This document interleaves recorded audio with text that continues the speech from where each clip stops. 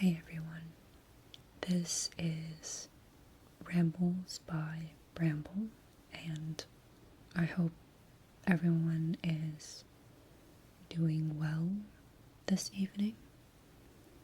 I want to start by saying that this is my first ASMR video, so I'm not really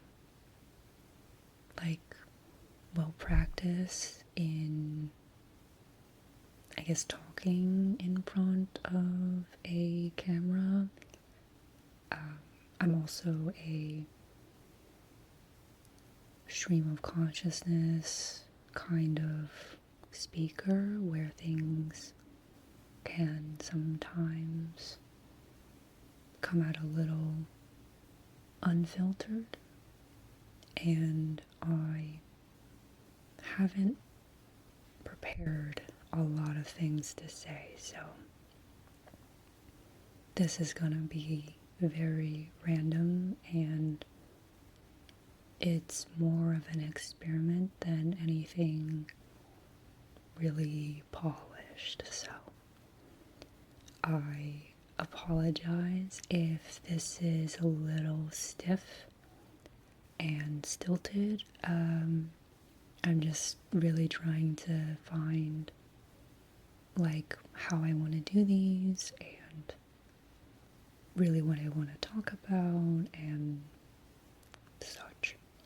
It's also I'm finding it actually a little difficult talking at a more soft-spoken and quieter volume. I feel like because I have to be so controlled with my vocal cords, I'm holding my breath and forgetting that I need to take deep breaths so that my voice doesn't crack in the middle of a word or a sentence.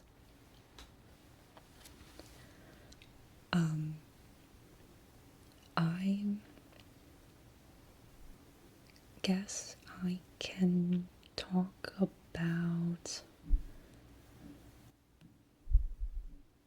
I really don't know what's interesting to talk about.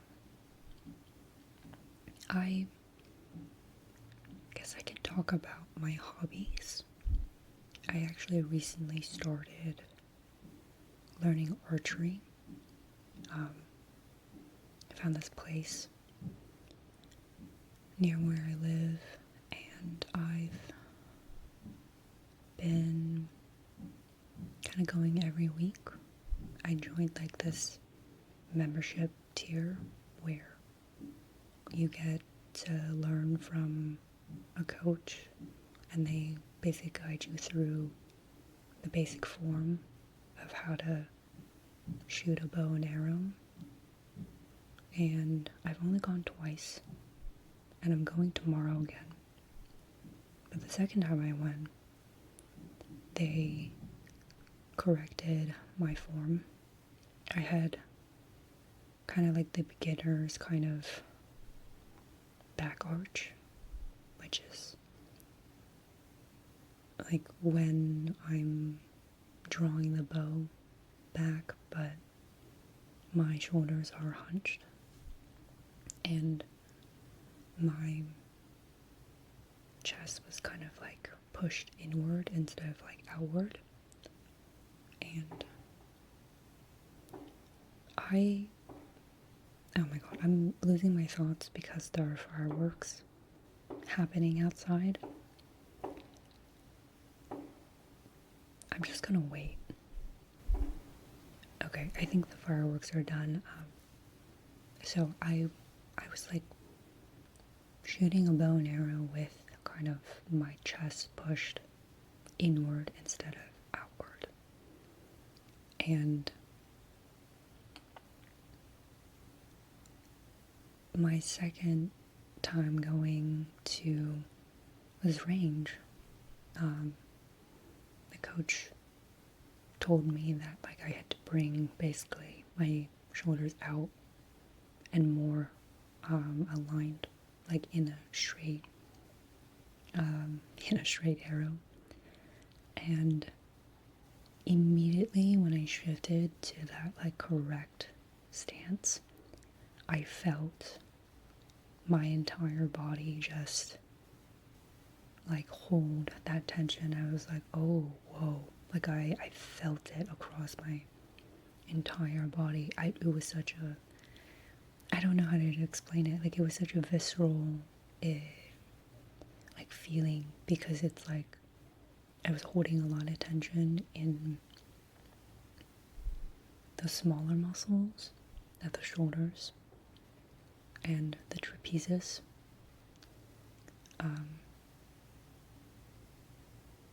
Well, I guess the trapezius is a larger muscle.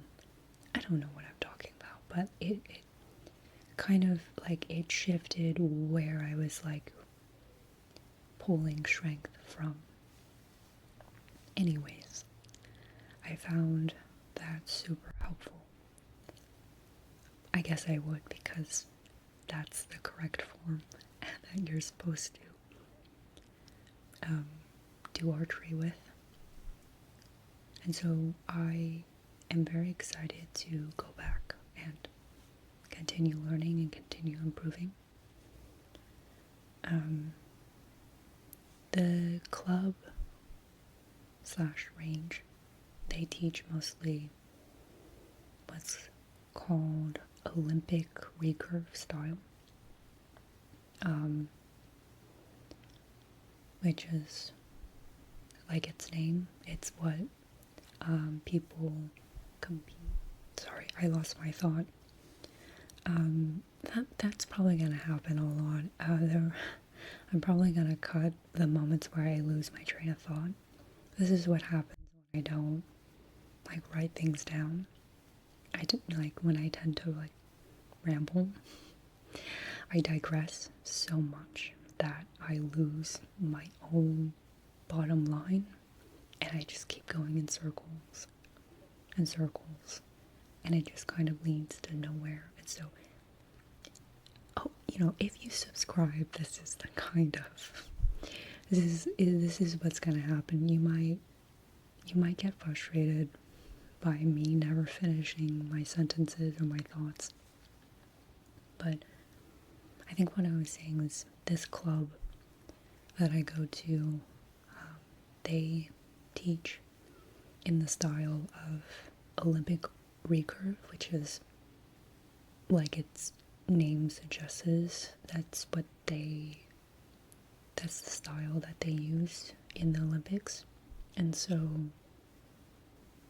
what's different between Olympic recurve and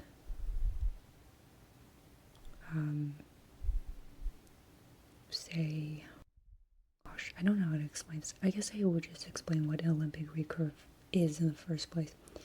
It's basically like you get to use a lot of attachments, or use certain attachments on your bow. So like you can add a sight or a scope to the bow. No, it's actually called a sight. It's not a scope. You can add weights to your bow. They're called stabilizers. They're these kind of long rods that they're kind of like spokes. Rods, spokes. I think they're just called rods. And they get attached to the bow itself, and it helps with stabilizing your shot. I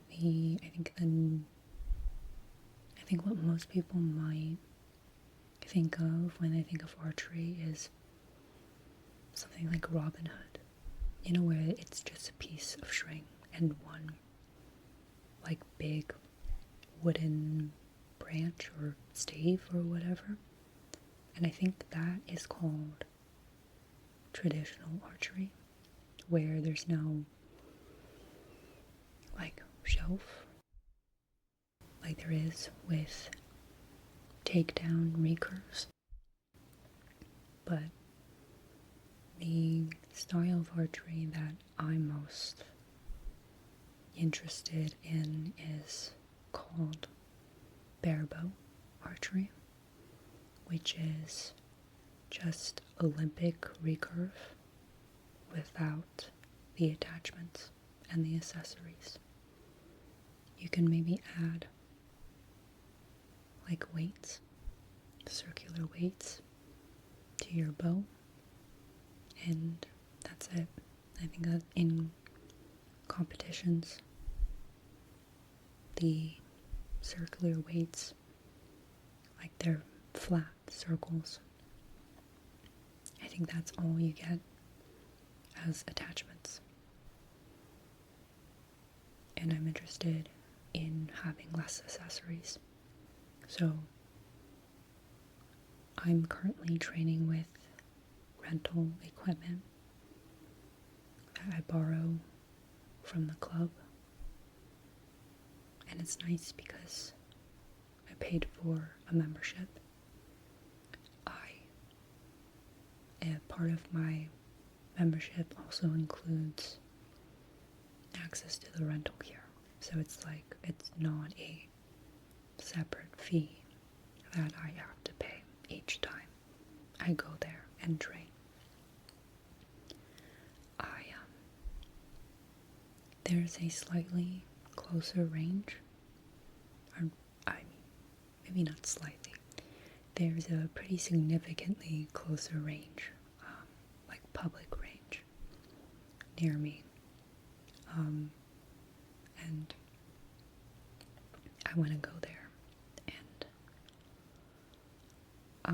be able to use my own equipment and practice more frequently, because right now the distance and also my schedule only allows me to practice once a week, and I just feel like I'm not really using my membership all that well. And the one that's closer to me, that's free to use to the public, so it's nice. But you have to bring your own equipment and your own like targets, I think. So that's the trade-off, but eventually, because I do see myself doing this long term, eventually I'm going to have to get my own equipment, because a lot of archery is like, it's math, but having your own equipment, the benefit is that everything is measured to you, like even the type of arrows and the length of your arrows and the weight of your arrows and how flexible your arrows are all catered to like your measurements. And the same thing with your bow. How tall your bow is also catered to, I think actually, how wide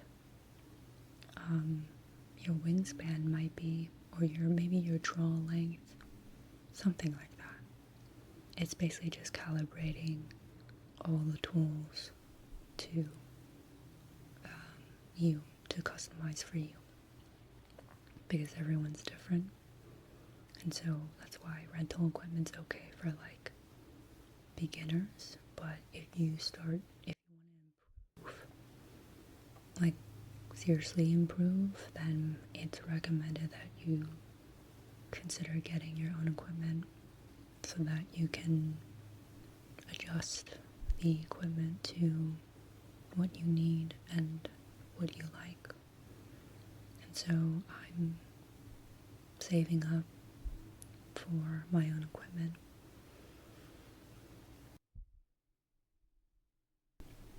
I feel like I've been talking forever about archery. I don't know. I really hope this is not boring. honestly, like, I don't really have a lot of interesting topics to talk about, but archery's been something that I've wanted to do for, I think, almost 10 years. Yeah, I just never had, like, I think the main thing was I was not confident that I could pull back or like draw back the minimum draw weight, which I think it's like 15 to 20 pounds maybe. So that prevented me. But then also there was 10 years ago there wasn't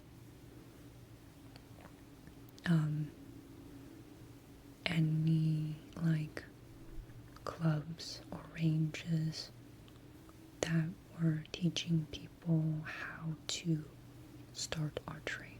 So I was also limited by like logistics and just availability and who could properly teach me. Yeah. I think at one point I thought I could like DIY it and teach myself using YouTube. But I'm really glad I didn't, because I would have probably injured myself. And I would have definitely developed bad habits and bad form. And that wouldn't be good. So I'm glad that despite waiting 10 years to be able to try this out,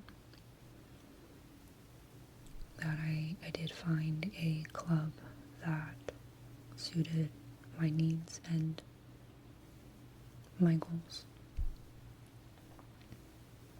I don't know if I plan on joining any competitions. There are some local ones and some state ones, but for now I'm just focused on perfecting my form and getting some decent groupings on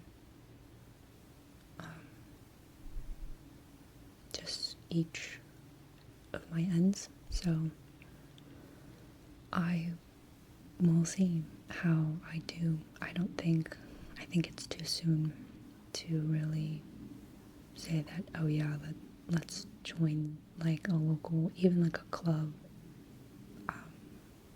contest or competition. I've only been like twice.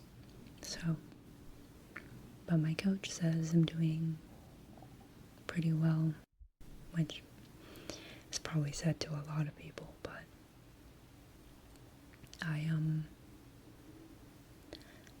trust that he's telling the truth, I guess, because yeah, I'm excited to go back tomorrow. I think the one thing that's like I'm struggling at is the fatigue of like holding up the bow. The bow isn't heavy, but you're essentially like pushing against the bow itself when you draw back, and sustaining that much tension can be really tiring for the shoulder. And I want to build up like shoulder stability, stamina. Yeah, I'm a right-handed shooter, so the arm that's holding at the bow is my non-dominant hand, and it's the weakest out of the two that I have. So yeah, I've been trying to incorporate some strength training to my days. But honestly, I think what would help best is if I practice shooting and drawing back a bow more frequently. So we'll see if and when I can get my own equipment, and then I can go to the range that's closer. And hopefully I can train there myself and not develop too many bad habits. But yeah, I think I'm gonna end this. I'm trying not to ramble too much and for too long because I want to preserve my voice. It's actually very hard to, I think I might have said this already, but I find it kind of hard to talk in this low tone because I'm kind of almost like tensing up like my vocal cords, and it's just, yeah, like it's more of a struggle than I initially assumed. Doing this kind of like low or soft spoken ASMR. I was gonna do it as a whisper, but I thought that might be a little harder. I might try my next video as a whisper instead and see if that will help. I don't know. Yeah, like, it's hard to, like, keep up the volume of a soft-spoken, tone.